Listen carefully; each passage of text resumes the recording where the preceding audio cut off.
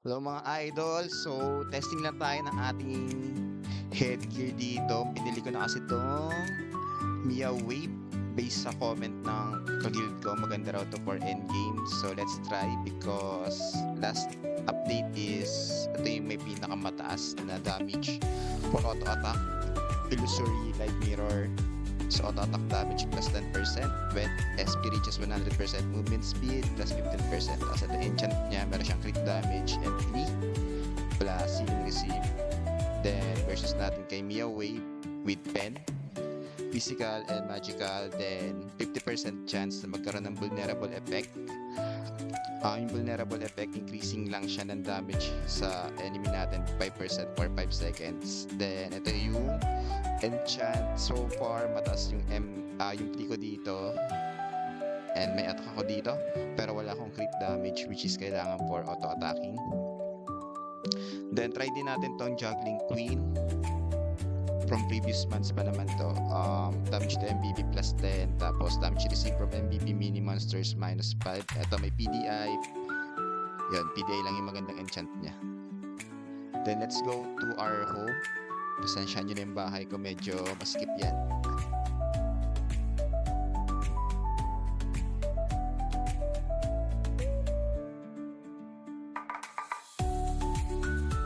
Yan.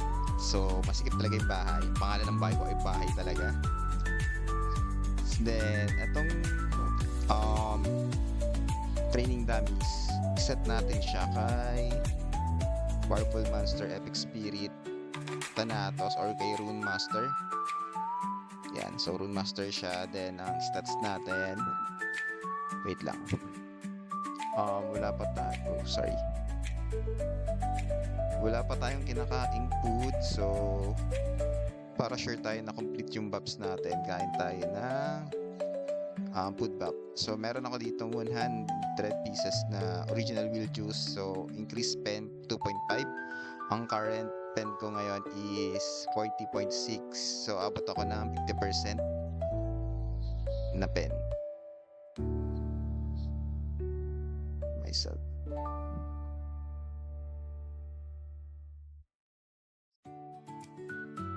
Yun. So then gamit tayo ng awakening potion para yung attack speed natin maging 480.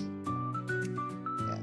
Then yung plea natin, kailangan kasi 500 yung plea para gumana yung effect ng Blinks bracelet natin. So when plea reaches 400 and when plea reaches 500, crit plus 5 and attack plus 5%. So gamit tayo ng Milby. So ang Milby natin is luck, beat, int, agi, and strength. Tapos gamit na rin tayo na itong runestone natin for increased crit damage. Malaki yung increase ng crit damage na ito. So gain 10 strength, 20% crit damage for 3 minutes. So meron tayong 209 pag gumamit tayo. Up to 3 pwedeng gamitin ng Rune Knight sabay-sabay based dito sa sa skill.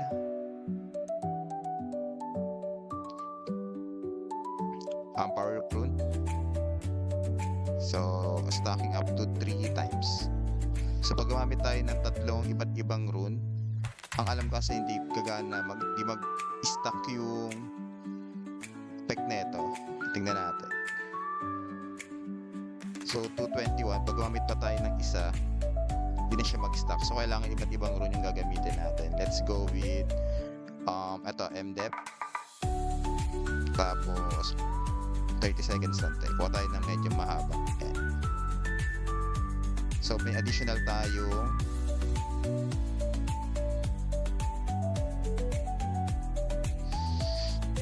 90 times 3, 270 magic attack. Unfortunately hindi tayo makapag-MDEP switch dito sa bahay, pero itry na lang natin yung sink or swim. So current stat natin, attack 12k, magic attack 7k, plea is 508 na. Then let's check our damage using Mia Wave first. Hindi, ito naman tayo, illusory light magic, light mirror, sorry. Yan. So, preferable it. Ay wait, gamit tayo ng para full buffs tayo, full buffs. Gamit tayo ng precision stone plus yung rapid attack alloy. So 100% na yung damage natin kay Thanatos. Tingnan natin.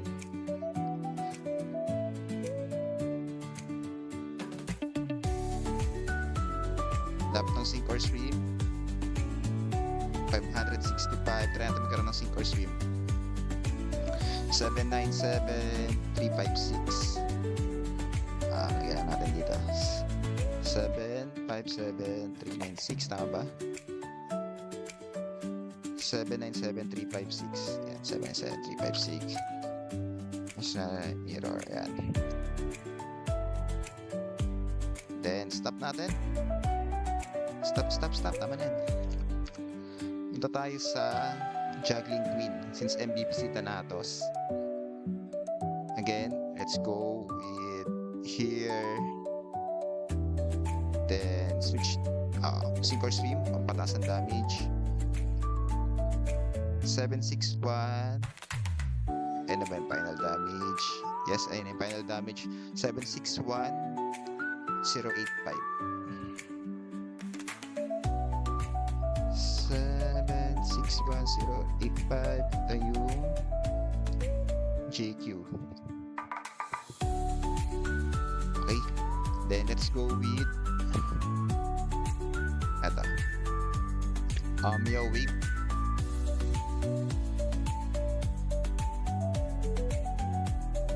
For elite. Then let's go with sink or swim.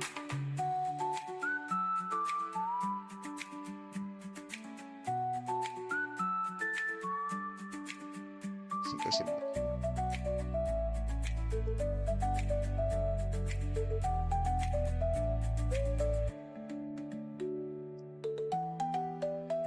Seven, 4, 8. 792,163.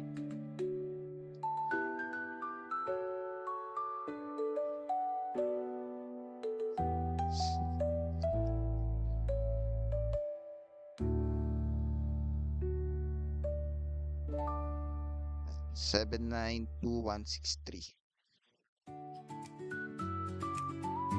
792,163. Ito ay si Meow Wave.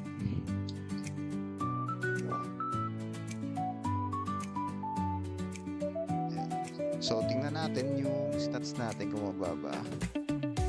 480, 221, pen, 55%, crit damage, 121. PDI natin is 83%.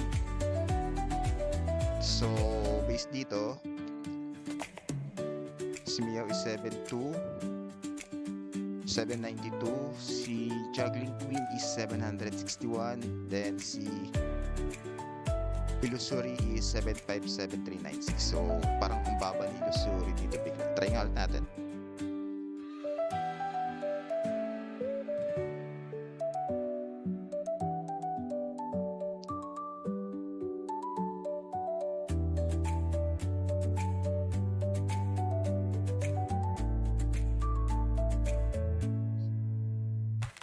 Seven,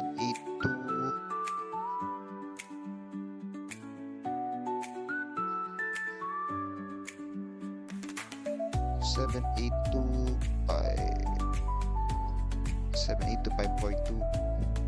Ayun. So, yung kanina 782,542.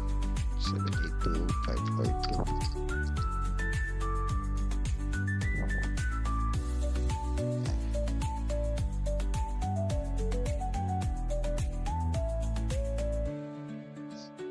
Kaya siya bumababa kasi baka hindi pa nag-activate itong greatest general ko. Nag-add kasi ito ng 10% damage.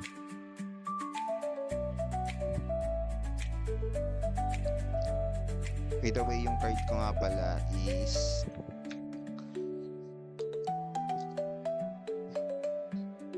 double Minoros lang dito. Wala pa tayong pambili. And hindi siya plus 15, so hindi ko nilagay yung tier 6. Then dito is Mary Rolands. Ito yung sa Lord's Aura. Pampataas ng damage ng Lord's Aura. Garment is Yugun. Sa Rune Boots, and nga pala, hindi na ako naka-reef shoes. Naka-Rune Boots na ako ngayon. So, time holder para sa auto-attack. Then dito, si Berber lang. Greatest General. Tapos, sa headgear ko ay si Odumbla na may 8% na penetration. So, mataas yung pen ko. And taas din yung crit damage.